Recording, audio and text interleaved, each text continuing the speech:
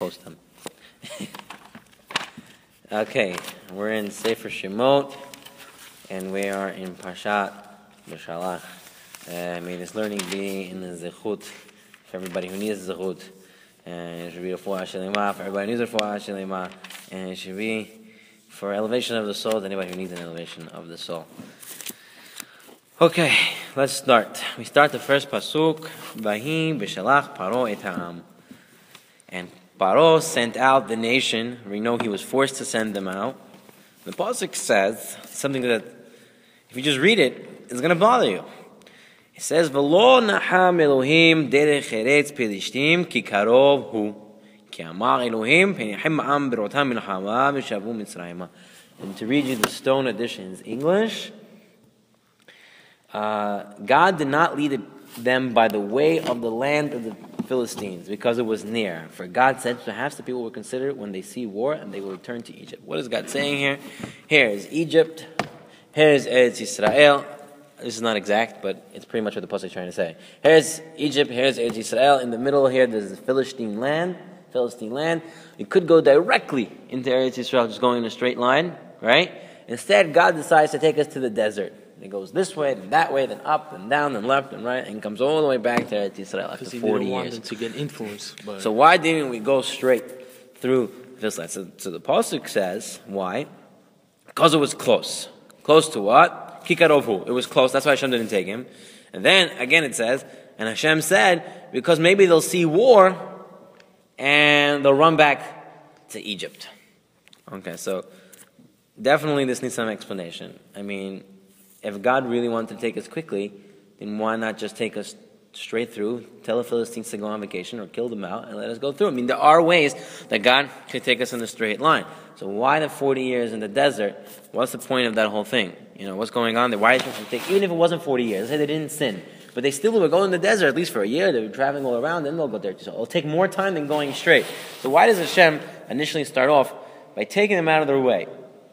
So there's two concepts we like to talk on this pasuk. The first one, the Stipler Gaon, he wants to learn on this pasuk a very important lesson. He says that a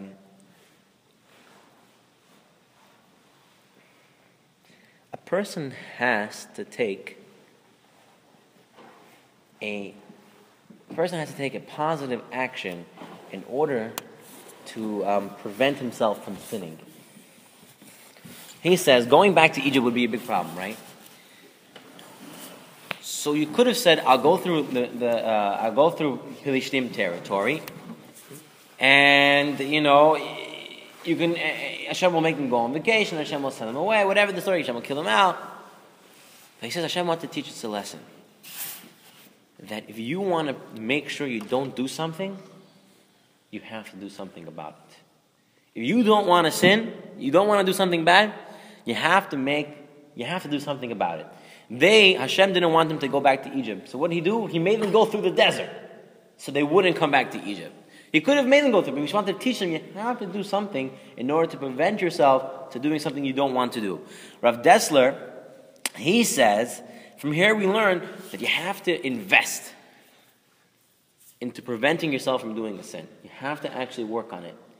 He says here Hashem made them get lost. Hashem made them get lost in order that they shouldn't sin. From here we learn you have to invest and take your way. For example, they say when a boy, he has a very big appetite and he wants to eat anything that smells good. And there's a Geisha restaurant opened up. And he's going to smell it, he's going to want to go in.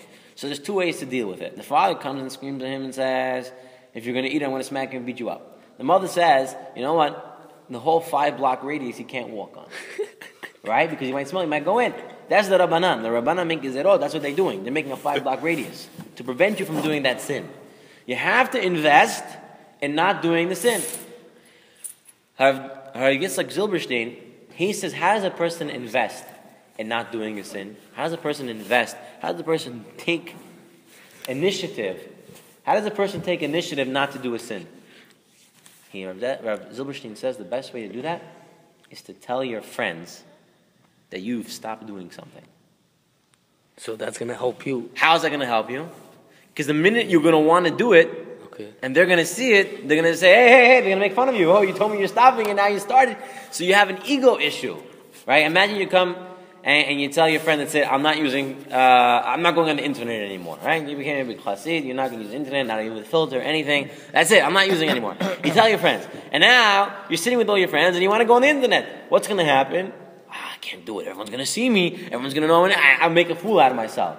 So what does the person do? Like this, he invested in himself a way to prevent himself from sinning. And that's why Hashem took us into the midbar instead of taking us directly. He was showing us you have to invest in preventing yourself to sin. You don't want to go back to Egypt. You're right, I could get you through the Philistine land and you won't go back to Egypt. But I want to show you that prevent yourself from sin means you have to invest in your time and you have to do something about it. Another interesting take on this is based on the Ibn Ezra. Ibn Ezra, one of the greatest scholars, he writes, he says, just read it. He says, don't read the whole pasuk. Read up to Ki Karov Hu. He says, Hashem didn't want to take them to Philistine, through the Philistine territory, to go straight into Eretz Yisrael because it was close. He says, big deal. What do you mean because it was close? That's a problem. So the Ibn Ezra and others explain, Hashem did not want to take them straight into Eretz Yisrael because the Jews weren't ready for it. He says, how weren't they ready for it? They didn't receive the Torah. You can take, no, that's not the issue. He says you can take the man out of the slave issue, but you can't take the slavery out of the man. Meaning, it's still in his psychology. It's still in his brain. You know, if you have someone, he's a slave, and you free him. The first day after his slavery, he wakes up, right away he starts to work again. It's like, well, then he remembers, oh, I'm not doing it anymore. It's like when you finish school. Right, the next day you get up early again because you think you're in school, and then I'm off. You're still in that psych. You're still in that mode. So Hashem didn't want him to go straight into Eretz Yisrael because they weren't ready for it. He said, I take them straight in. They're going to come to Eretz Yisrael. They still think they're slaves. I need them to become free men. Free men who know they have time and know how to spend their time. So I have to take them to Eretz Yisrael, to the Midbar, then go to Eretz Yisrael to teach them how to become free men, to take them out of their psychology. And Ibn Ezra says, I have proof to you that shows that they were still in the slave mentality. He says, how? He says, when they're at the Yam Suf and they have to cross it, before they crossed it, they see the Mitzrayim, the Egyptians coming at them. So what do the Jews do? Oh, let's go back to Egypt, let's drown ourselves, let's die. No one said, let's get up and fight. Like, no one almost said that. No one said, let's get up and fight. Almost nobody. Why? Because they were still in their slave mentality. They were like, we're slaves, we can't fight. We can't fight. And that's why Moshe Rabbeinu grew up where? Why did Hashem have to take Moshe Rabbeinu out of his home and bring him to grow up in the palace? Why? Because he had to grow up with dignity. Moshe Rabbeinu had to be someone who had to stand up to Paro. If he grew up in a slave mentality, he would never be able to stand up to Paro. That was the whole point of putting. That's right. That's what Moshe Rabbeinu was put into royalty. He was put into Paro's house, so he would be able to stand up to it, to be out of the slave mentality. Okay. We Jews were like that. And that's the main reason they wouldn't fight back. And Hashem didn't want to take them to Eretz Yisrael. Because when you come to Eretz Yisrael, you have to fight all the Canaanim, and these would be slaves. Oh, we don't fight. So you had to take them to the Midbar. Take the longer route. Get ready to be in Eretz Yisrael. You have to be in the state of mind to serve Hashem. And this is also a lesson to us. People, we are in a state of mind depending on what we do. If you just finish watching TV, Chas Shalom, you can't pray Mincha right away. Because those characters are still in your head. Instead of praying Shemona Esrei, this guy is doing that guy's doing that, you're figuring out the plot. So you're in your wrong state of mind. You have to do so. You have to go through a longer route in order to get in the state of mind. That's why it says you have to do tzedakah beforehand. You have to help somebody beforehand. Learn something beforehand. So get yourself out of the crazy mind that you're in. You've been at work all day, and now you just want to sit down to learn. You can't do that. You can't sit down and just pray. You have to take your time. Say a beracha. Think about something. Read something holy, and then you can get into that mode. All right. That's not to say to waste 6 hours and then say, now I'm in the mode to pray. I mean, of course, Shkia is coming, and you pray right away. You don't worry about that concept. But the concept exists that a person should spend, that's why it says, the Chasidim Rishonim, 1 hour before prayer. They got into the mode of serving Hashem. Here we also do that, but unwillingly. Okay, you have to prepare. The halacha is you have to at least spend enough time that it takes to take 4 steps before you start praying.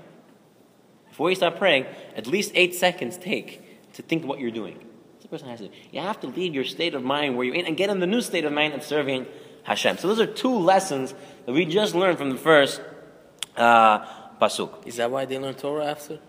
Before prayer, and then get yourself. After Mincha they pray, and then before Arabit. That's in order to get more mitzvot. You already went to shul. We're getting you some Torah. Give some tzedakah. We'll pray Arabit, and then get out. So you do everything in one shot. That's a package deal. Okay, let us now look at another pasuk. Right in the beginning, it says, pasuk Yutet, Vayikach Moshe et atzmot Yosef imo. And Moshe took Joseph's bones, because he swore that when they leave, he has to take their bones with them. Okay, so let us take a look at both.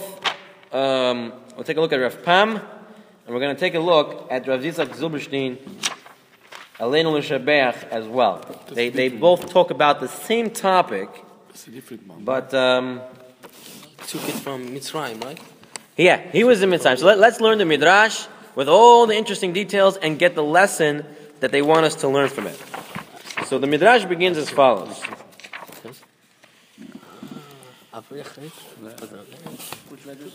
And this is a Devarim Rabbah 11:7, also based on Gemara in Sota 13a. Okay? And he starts off like this. So Rizal Jubashin says as follows. He says, it often happens that a wicked person's craving for money is his downfall. This was the case with the Egyptians, where after they had the 10 Ma'akot, and everything happened to them, they still ran after the Jews because they wanted to get their money back. But our tzaddik and our rabbi, our greatest leader, Moshe Rabbeinu, was just the opposite. The pasuk in Bo told us that Moshe Rabbeinu came to the Jews and told the Jews, you have a mitzvah. And mitzvah is, Hashem promised Abraham Avinu, after the Jews are in exile, they're going to leave Berchush Gadol, with a lot of treasure, and a lot of, possessions. So you have to go to all your neighbors and ask them for valuables, gold, silver, whatever stuff are. Everybody goes and does it. And Moshe Rabbeinu, even though he has this mitzvah from the Torah, from Hashem, he doesn't do that. What does Moshe Rabbeinu do? Moshe Rabbeinu goes after the bones of Yosef. That's why in Mishlei it says, the wise of heart will seize mitzvot. The Zohar states, this is a Zohar, the Zohar states as follows, that a person spends money on a mitzvah, it's very precious to Hashem. A person goes out of his way and spends money. And also if a person loses out money to do mitzvot, it's also very precious to Hashem. Moshe Rabbeinu gave up the gold and silver in order to do the mitzvah. Right? He didn't take it. So he was now how did Moshe get the bones of Yosef? What happened?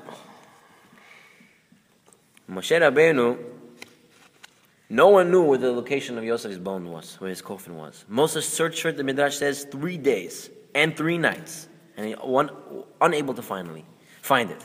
Finally, he met the daughter of Asher. Who's the daughter of Asher? Sarach Bat Asher, right? Later on, much later on. She was still alive at that time. Remember, she's the one who told Yaakov Yosef is still alive. She sang the song, told Yaakov. Moshe saw her, right? At this point, she wasn't dead yet. They say she walked up to Shemaim straight. She never died. She never died, like Eliyahu Navi. Wait, Moshe met her, right? Moshe met her. She came to him, actually, they say. He met the daughter of Asher, and she saw him poofed. Moshe Rabbeinu he's looking, he's taking out a map, he's checking the whole Mitzrayim. Where's Yosef's bones? He doesn't know where to find it. He's on a treasure hunt. And he explained to her what was going on. She says, come with me, and I show you where it is. And Moshe went to the river, and she said, here in the river, the Mitzrayim did not want that Yosef's bones should come out. So they took and fashioned a coffin made of 500 talents of silver, a lot of silver, so it's very heavy. And they took it, and they put it into the sea, right? Because they knew, Yosef said to the Jews, when you guys go free, you have to take me out. So they say if they weren't able to take Yosef out, then they can never leave. So we'll sink him to the end of the sea, all in the bottom of the sea, deep in the sea, then they'll never be able to leave. So Moshe Rabbeinu comes there, and the Midrashim vary at this point. The Midrash says, one says that he called out and said, Yosef, if you don't come up, then we're absolved from your promise. We're absolved from your promise to take your bones out.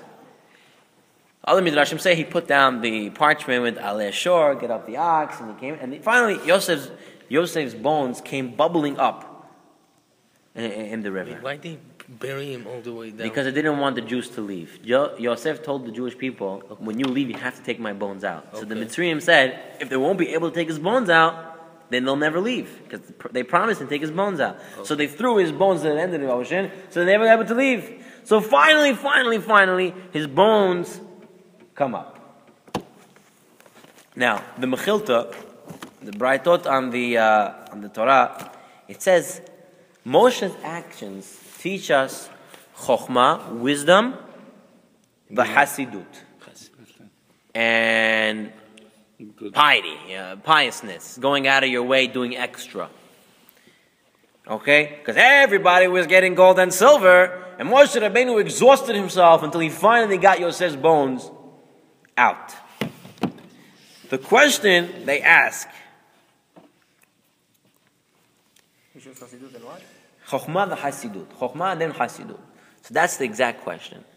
How can you say that wisdom is chasidut? It's doing extra. Wisdom is smartness, street smart, or smartness in anything.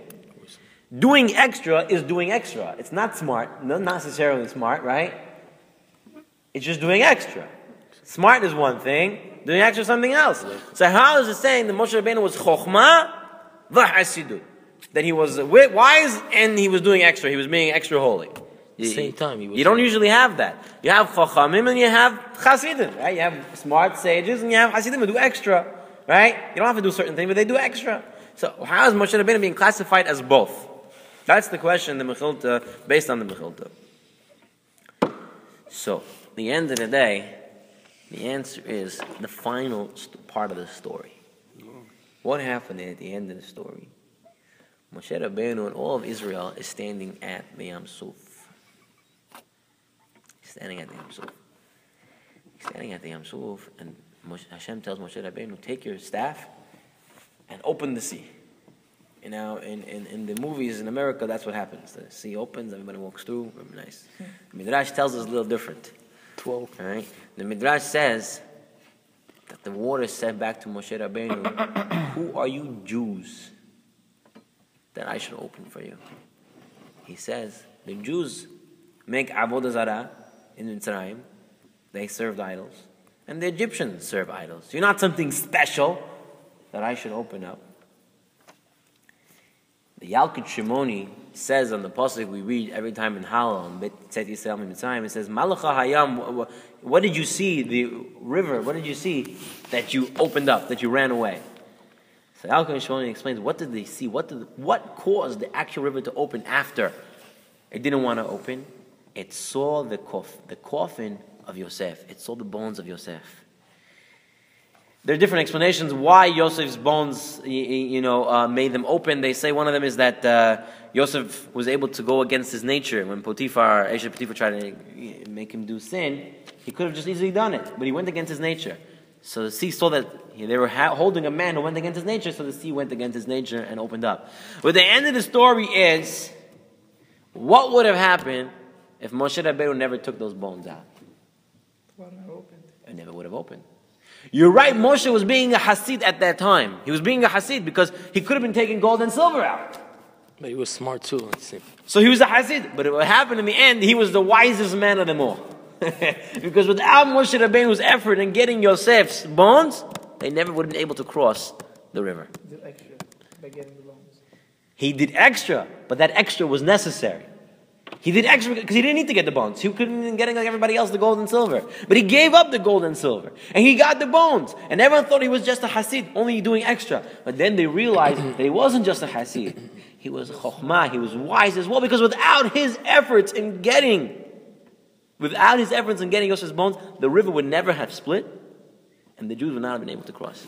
The Red Sea, right? Said, why should we open up for you? Was it like an angel that was assigned to control the... I would assume it was the Tsar of the Yam, the prince of the sea, which is literally taken as an angel. The angel would have talked to Moshe Rabbeinu and would have said that. I mean, these are midrashim, so there's not necessarily you have to explain how it actually happened. Because there was a special angel assigned to. The other medrash where the guy ran into the water. We're going to get into that as well. That's also true, but this is one of the things. So then as soon as we reached the land, they came back down. It came back down and closed on all the Mitzrayim. Yeah, we're going to talk about that soon. So what do we see from this Chokhmah v'Chasidut? What do we see this? So we see that doing extra is not necessarily just doing extra. Doing extra actually ends up to be wise. It's like, when a guy comes up to Shemayim, Chas Shalom, after 120 years, and they tell him, they do all the calculations, and they say, listen, I'm sorry, you lost by 1 point. You have to go to Gehenna now. He said, what 1 point? He said, if you would have stayed in Shul for another 5 minutes, you would have got that extra point. You would have gotten to Gan Eden. I'm not right? So you left too early. You lost those 5 minutes. You lost that extra schar. That's it. You got to go Gehenna now. Right? So he ends up, he thinks, by staying a little extra, it's Hasidut. They already said Baruch Hu. I don't have to say to the end of Aleinu. They didn't, Aleinu they finished. I don't have to say for Yigdal. I can just get up and start talking and walking already. Person doesn't understand it. Every second, every minute. It's another mitzvah. It's another piece of schar that can save you. So your Hasidut of staying to the end of Yigdal on Friday night will end up being Chokhmah for you later. That you're going to be able to get out of Gehenna and go to Gan Eden instead. Also, it has to do with everything in life. When you do choices, don't think that you're being a Hasid. Oh, should I get a job in this area or in that area? Meaning, a person can get a job as a barber, right? If you open a barber shop, he get it in a religious area, right? And he'll deal with religious people all day. He might not make as much money as working in an Italian neighborhood. But in an Italian neighborhood, I know somebody, one of my relatives that have an Italian neighborhood, a barbershop. The people come in like mafioso. They come inside, they talk, they drink, they smoke, and he's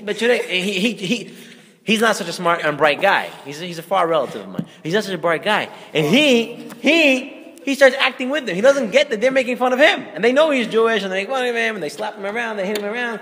But why would you rather work in an Italian neighborhood where you never know they're going to come in and say, "Pay me money for protection"? Rather than work in a religious neighborhood where you know no one's going to come in and try to kill you. You're right. You might not make as much money.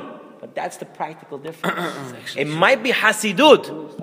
You might think it's Hasidut. I'm going out of my way. I could make extra money. But in the end, it's Chokhmah. Because nobody's going to need you to be around Friday night or Saturday. You could close Shabbat, no problem. People say barbers take off Monday, not Saturday. What stupidity is that? I don't understand that. But that's what they do. So it's so much easier to work in a Jewish area. They talk about Torah, the clients, sometimes. There you go. You have Torah. Rabbi comes in, you get a bracha, you can ask him advice. And this is a barbershop. Imagine if it's a different type of job you can get in another religious area. A person has to make that understanding that there's a big difference. So it's Chasidut, but it's not really Chasidut. It ends up being a Chokhmah. So no such thing as Chasidut. Chasidut really is Chokhmah. You just have to look at the long picture. Okay? We went through that topic.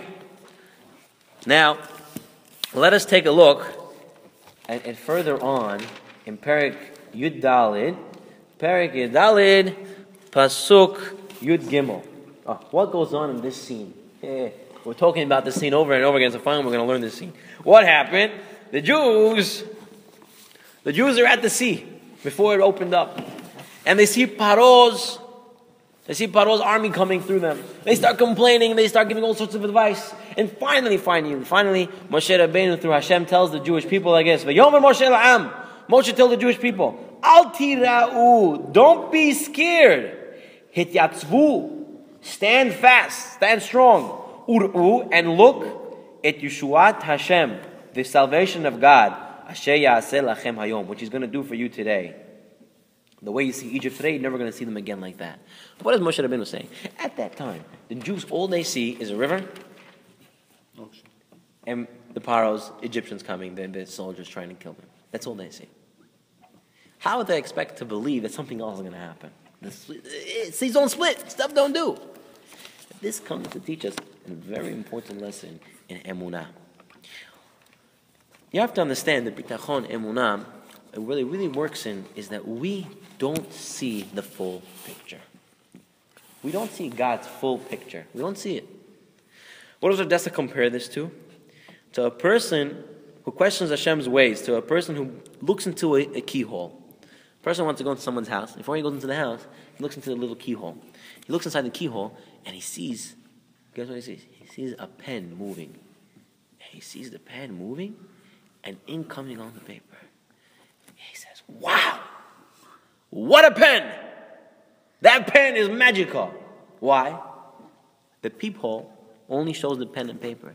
It doesn't show the human hand holding the pen. That's us. We see something happening, but we don't see Hashem's hand moving everything around. That's our limited vision. We only see a small little thing.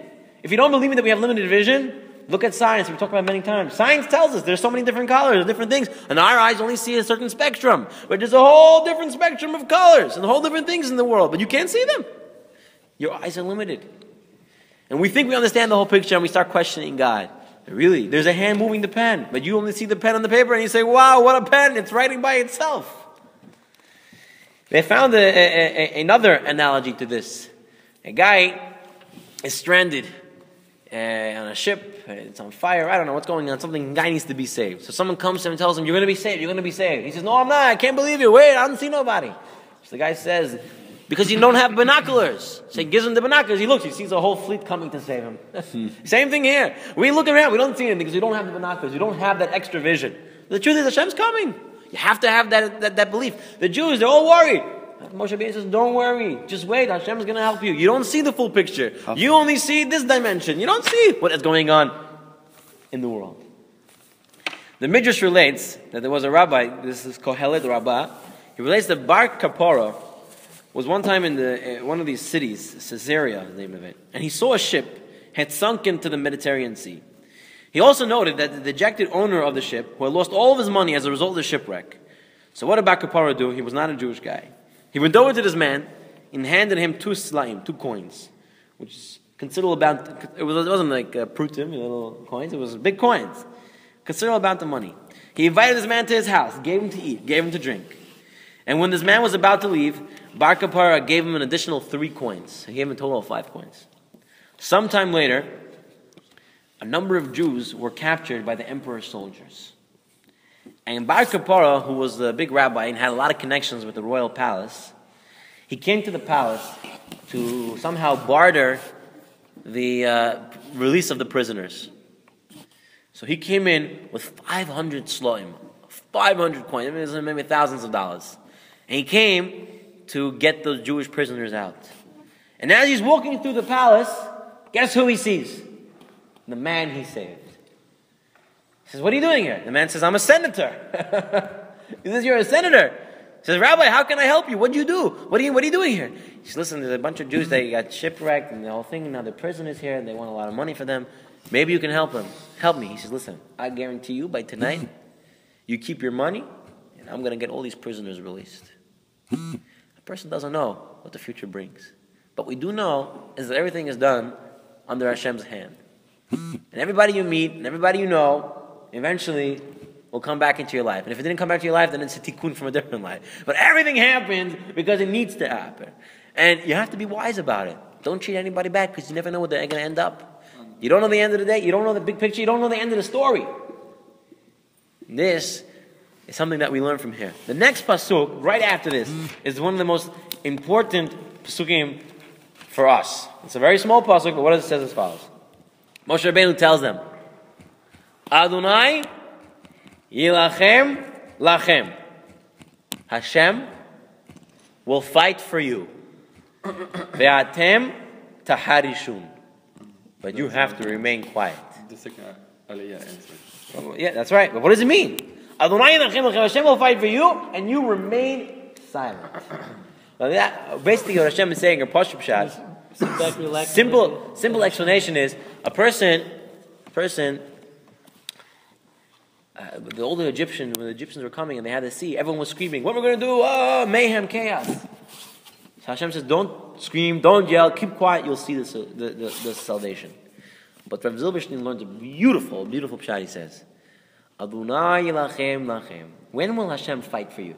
When will Hashem take up your battle? When will Hashem go and do what you need? When? V'atem taharishun. When you're going to keep quiet in shul. In shul?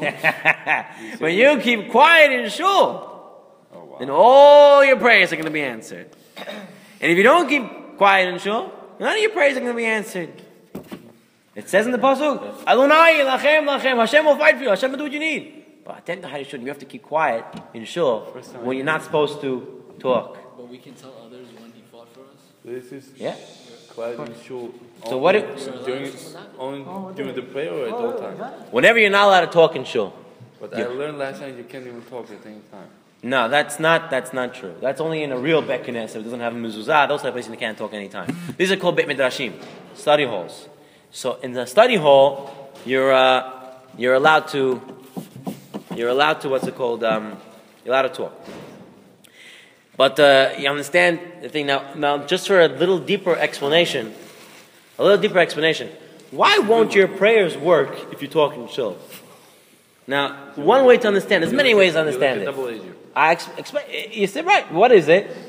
The shul is a channel. The shul is a channel to get your prayers up to heaven. Right? It's like, imagine you have a pipe, and the pipe will take your prayers up to heaven.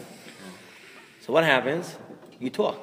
What happens when you talk? You clog it. You stuff it up. You stuff it up with all the garbage, so the prayers can't go up anymore. That's a big problem. That's just a simple way of looking at it. That's without listening all Kabbalah, just like that. You stuff up your pipe. What are you doing? So what does the pasuk say? Adonai lachem lachem. Rav Zubashin says, Hashem will fight for you. Hashem will do what you need. But when? When you're going to keep quiet in shul, when you're not supposed to talk. Now, some tips in order to help yourself not talk in shul. Number one, top tip: don't sit next to friends or family. When you sit next to friends and family, there's always going to be something to talk to you about. Find your seat away from everybody else. And when someone comes to you, what do? You bring a sefer with you. Tell them, I'm reading something interesting, I'll talk to you after. If the guy really wants to talk to you, he'll invite you to your house after shul. And it shows he wants to talk to you. But what does he do? He wants to make you do averot. It's hara. He wants to go on, he doesn't want to daven, he wants to do averot, so he gets you to do averot with him. Tell him, listen, I don't need your friendship now. We'll be friends later. I'm going to come to your house, give me zaloni chai, give me some cookies, give me some good stuff, and we'll have fun. Right? Why have to talk in shul? It's hard gets him. Person wants the number one tip: don't sit next to friends and families. Number two, bring a sefer with you. If you don't have a sefer, you can't read a sefer, take it to Hilim. Baruch Hashem, a lot of shuls have some book you can read, to Hilim you can read, and when you can't daven, you read. And you learn. If you need to really talk, you have to learn halachot at what points you could talk. Then you can talk at those points, okay? Any other tips I have for you? The third tip is tell people that you took this on. Tell people that's it. I'm not talking in shul, like we mentioned before, right? Tell people I'm not talking in shul. Tell your friends I'm not talking in shul anymore. I took on this mitzvah. I'm not going to talk in shul anymore. So now, if you want to talk, you're going to be embarrassed because they're going to say, "Hey, you told me you're not going to talk." So you have to do that to yourself. You have to tell people I'm not talking anymore. It's even harder when you. At least for this, and that's the way you're going to keep yourself. You're going to keep yourself in the ramka. You're going to keep yourself in the place. What if they're selling? Again, only during prayers and only Sefer during Torah, prayers. right? When they're selling, you can talk. Talk. That's the only time you should talk. But that's the only time they shush you. You know that. In the shuls, they shush you when they sell because they want to make sure they sell. But the prayers, they don't shush you as much. But that's the problem. Corrupted in the system. Okay. All right. Let's move on to another piece of the parsha. This took me forever. This piece, I had the Dvar Torah. I couldn't figure it out. And it took me many times, and I finally repeated it to my wife out loud, and I figured it out. Let's go. Let's go to Perek 14, Pasuk 31. It says as follows: and Yisrael saw the strong hand, the great hand of Hashem. And they saw Hashem. Vayaminu ba'Hashem, and they believed in Hashem Moshe Avdo. And right after this starts Az Yasher Moshe, right? Okay. So the pasuk's telling us that they saw, they believed, and then they sang, right? Vayiru, Vayaminu, Az Yasher. Then they sang. Now, it makes sense why they sang at this point. Imagine you're standing, like we mentioned, at the Yam Suf. Mitzrayim are chasing you. The Yam Suf is on this side. The Yam Suf is telling Moshe, I'm not opening up because you guys are Avodah Zarah. And now they're all stranded there. And finally, it sees the coffin of Yosef. It opens up and they start walking through. They walk through the Mitzrayim walking through. Then they come out. They think the Mitzrayim came out. And the river spits out all the Mitzrayim. And they see and they say, wow, Hashem, all our fears, all our worries, being drowned, being killed, being that, we're saved. We see the Mitzrayim will punish us. They're killed in the right way. Midah keneged midah. So now they begin to sing Oz Yashir. But the question is, why weren't they singing in Mitzrayim? After every Makkah and Makkah, they should be singing as well. Big Nisim, Niflaot, Dam. The Mitzrayim are drinking blood. The Jews have water. They're selling it to Mitzrayim, making tons of money on water. Jewish business. But why? Only at this point, as Az Yashir, are they singing at the Yam Suf? Why weren't they singing at every Makkah and Makkah? Plus to that, why here it says they saw Hashem and they believed in Him? When they didn't see His hand in Mitzrayim as He was attacking all the Mitzrayim, here they saw and now they believed. In Mitzrayim they also saw. So it's a very important and intrinsic concept that affects each one of us. There's a big difference of what happened here at the Yam Suf and what happened in Mitzrayim. Rav Aaron Soloveitchik explains that the word salvation, right, in English, saving somebody, has two words in Hebrew. One of them is Yeshua. Yeshua is a salvation. The other one is Hatzalah, right? Hatzalah is also saving, salvation. So there's a difference in the words Yeshua and Hatzalah. He says that Yeshua is when a person is part of the salvation. He takes an active he's part of it, the action. He's doing it. Where Hatzalah is basically a passive salvation. What happened when they're in Mitzrayim? Every Makkah and Makkah, what do the Jews do? The Jews sat in Goshen. Okay, the blood there, no blood for me. Frogs there, no frogs for me. Wild beasts, no wild beasts. Kingdom, this, that, for them, not for me. What was the major difference at Yam Suf? We know that the Jews were active participants. How? Nachshon ben Aminadab, who was representing all of Klal Yisrael. He walked into the river. He walked into it up to his nostrils, and then it split. He became an active participant in the miracle, which is now a Yeshua. Rav Aaron Soloveitchik learns from this.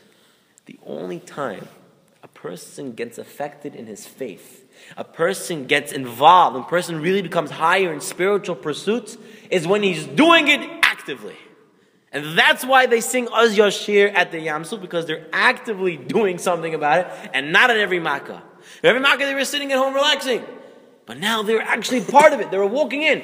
Now that they felt it, they saw it, now they believed it. Only because now they were active. And now they can sing Oz Yashir. When a person can go to lecture after lecture after lecture, and yet he remains the same Johnny.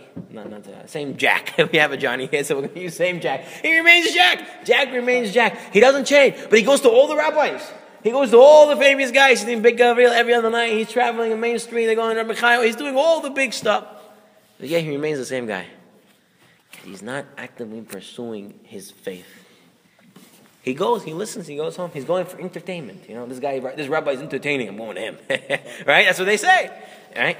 But he's not going to do something about it. A person goes to a lecture. A person goes to a shiur. A person goes to a place. He's supposed to become out different. That's why I try to make this shiur based on insights that are practically could change your life. Every time you can learn at least one thing that you can do different in your life. A person has to take it and actively pursue it. A person has to take it and... Because when you actively do something, then you believe, then you see, then you sing. That's what Oz Yashir is teaching us. And that's the difference between Oz Yashir, the Yam Suf, and the other Makot. They say, we have to always bring down a Hasidic story for some of our guests.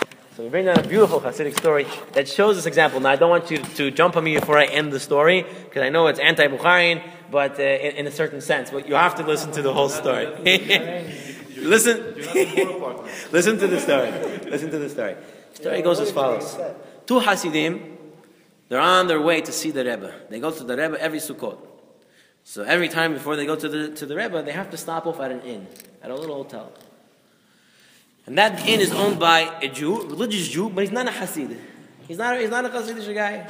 So they stop off at this inn, and every time, and this year, the man comes over to the Hasidim and says, listen, my wife asked me if you can take a request to your Rebbe. Ask your Rebbe to pray for us. We're already married 9 years and we don't have a baby. Ask the Rebbe that you're gonna that we should have a baby. So the Hasidim said, no problem, we'll ask him. The next day, they see the wife of this hotel owner. She's in the marketplace. She's buying diapers, diaper bags. She's buying a carriage. She's getting a crib.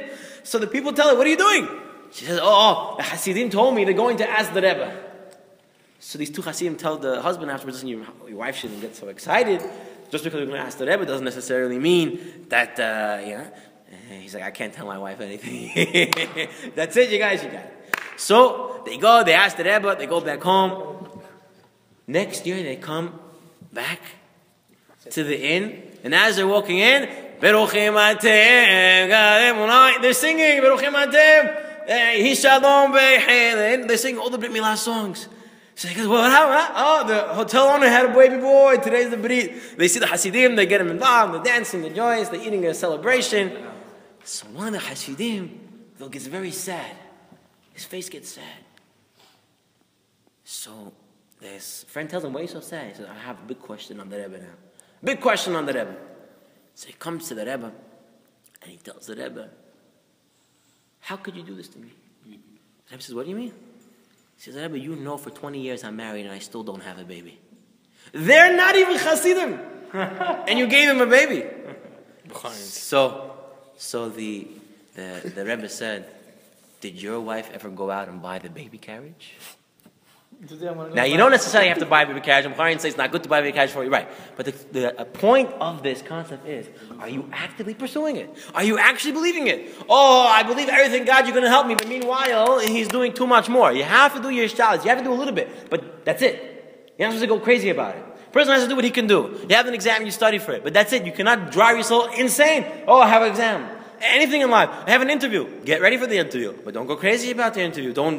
I can't go to shul. I don't have time. I'm not prepared for my interview. It's tipshus.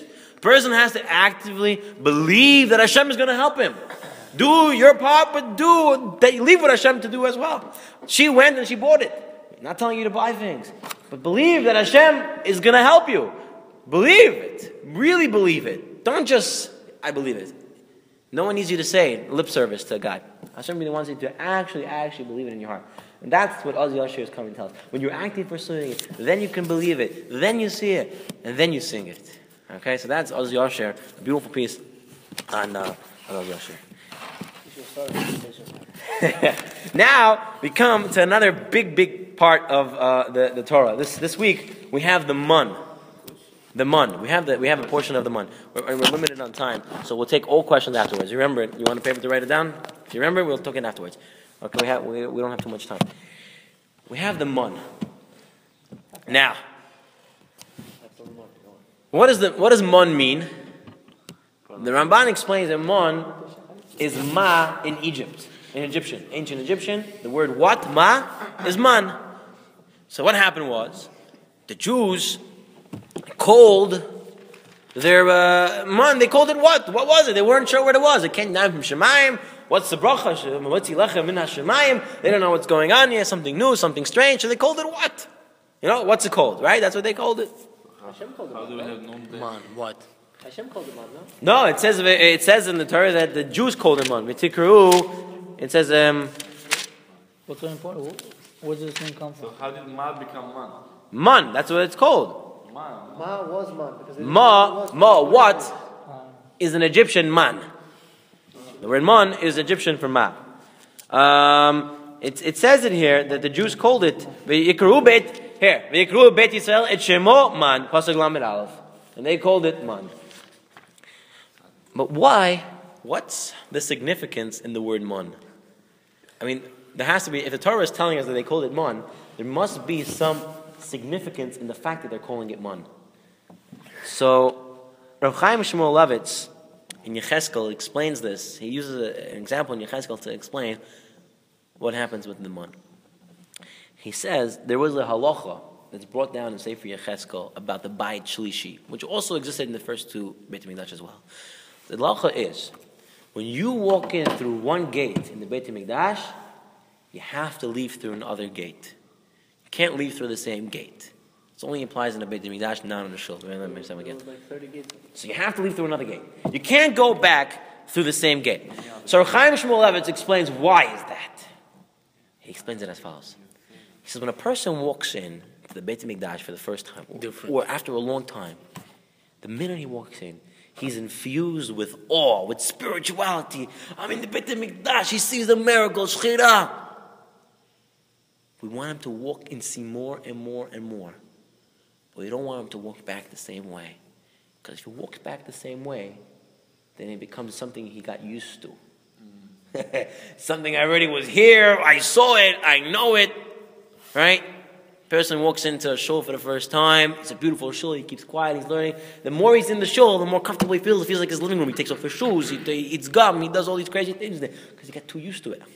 We don't want you to get used to in the Beit HaMikdash. We want you to continue building more awe and more spirituality, so we don't let you go out through the same way, because you want to build your feeling.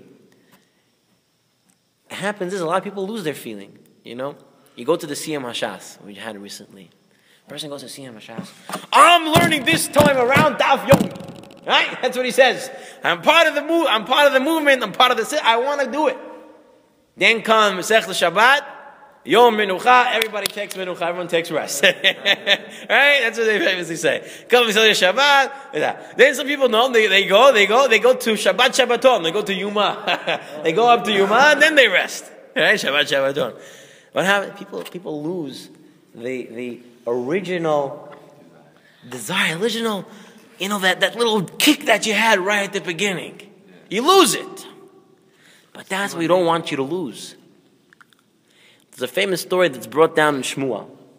The story is brought down of Palti ben Laish. Who's Palti ben Laish? Interesting story. Give you a little background. David HaMelech was one of the generals in Shaul's army. So Shaul, David, a big warrior, killing a lot of people, very strong, helping the Jews. So Shaul gives his daughter, Michal, to David as a wife. Then David gets anointed king by Samuel, the prophet, Shmuel. And Shaul finds about this, and he wants to kill David. And eventually, Shaul gets up and says, the marriage of my daughter to David is annulled, without a get. He said it's annulled. Gone. And he takes this guy, Palti ben Laish, and tells Palti ben Laish, now you're her husband. So what does Palti ben Laish do? He's a religious man. He doesn't want to have any avidot. So he takes the sword, the first day, and he puts it in between their two beds. And he sticks it in the sword in the two beds and says, that's it. If I cross this, I deserve to be killed by the sword. So the question is, okay, that's going to help you the first day, the first week, the first month. But he was a man that kept thinking about what he did. And when you keep thinking about it, you keep mentioning it, you keep that initial idea alive. And that explains why they called it mun. The first time it fell down, they're looking at it. What is it?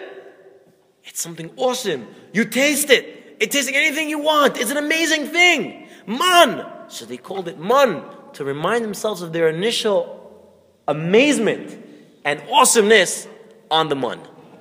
And that explains another factor that the Torah talks about the man. The Torah talks about the man that Hashem told Moshe Rabbeinu on the first day the man fell. Tell Aharon to take a jar and fill it up with the omer of man.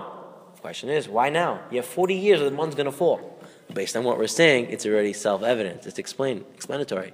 Because the first man is the one that really came with amazement. It's the first man that came with the awesomeness. Because afterwards you think it's nature, right?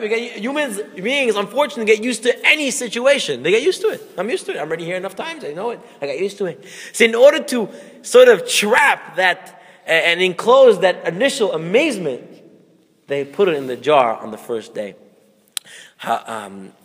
What's it called? Rav Reisman, in the Sefer, his Pathway to the Prophets, he brings down a beautiful, something that you can learn from this practical, especially for married people. But you can apply it to any part of your life. He says like this: a person should always remember that initial feeling. Marriage is very much the same.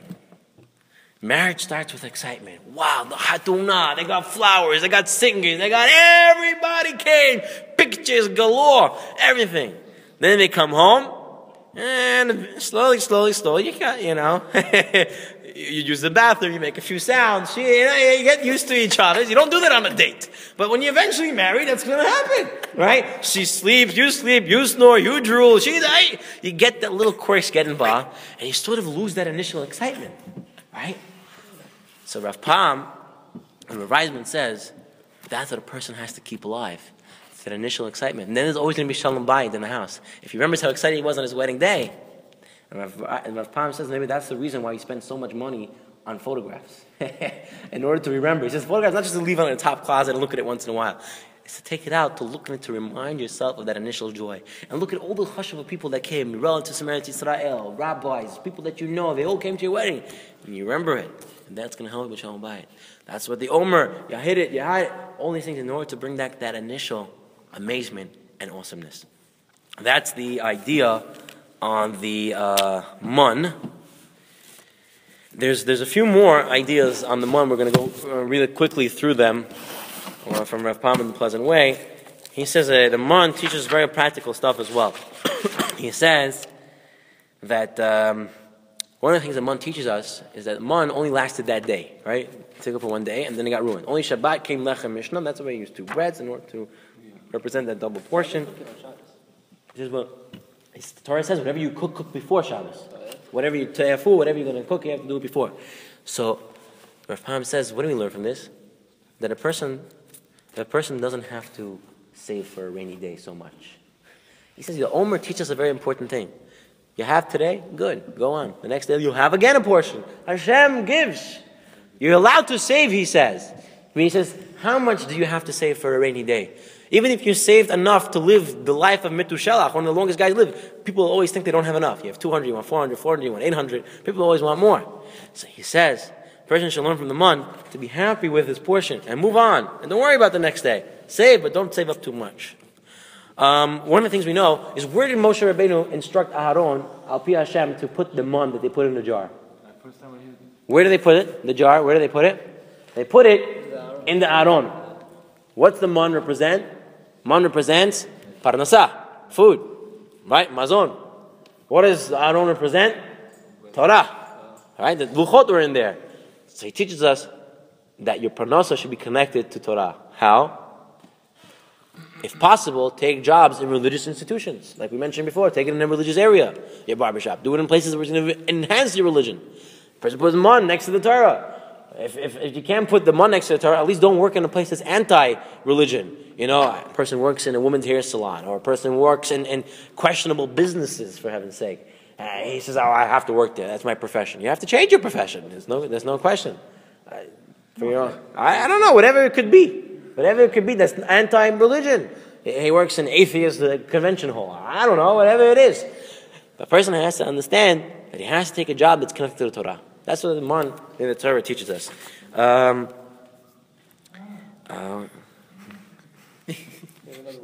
Now, another important lesson from the man was, who did the man fall for? Right? When did the man fall, by the way? In the morning. No, but when? What was the first time the man fell? Sunrise. Oh. A month after they left Mitzrayim. A month after Mitzrayim. When did they get Torah? 40. Sivan.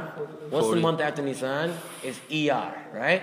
And then after Iyar, Sivan. What does this teach us? That man falls for people even if they don't have too much Torah. Meaning, if you want to have Torah, right? Like they already said Nasiv and Ishma, we want to learn Torah. They took a few mitzvot, but they didn't have everything.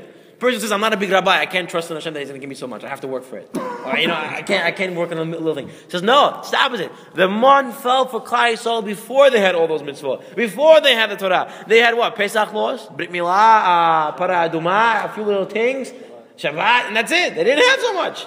Yet the man fell for them. Even if you're someone new in Torah, someone new in religion, Hashem already will provide for you. Nothing to worry about. Also, man Okay. represents Parnasa, no? Yeah, that's what we said. Okay. We have 6 minutes, by the way. You came late, so we have 6 more minutes until it turns to be an hour. All right. So let's do this last piece. It's a beautiful piece. I'm doing one last piece, and that's it. Wait. The